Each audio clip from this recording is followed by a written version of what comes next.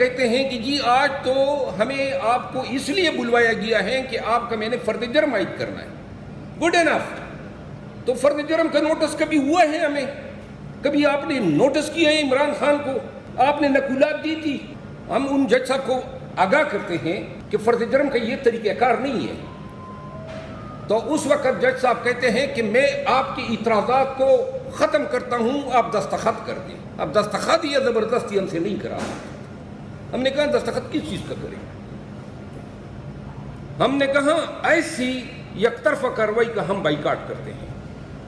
یہ ہمارا موقف تھا جو اسی دن میں نے میڈیا کو دیا.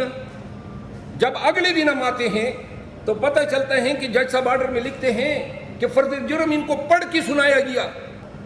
یہ غلط ہے، یہ غلط بیانی ہے.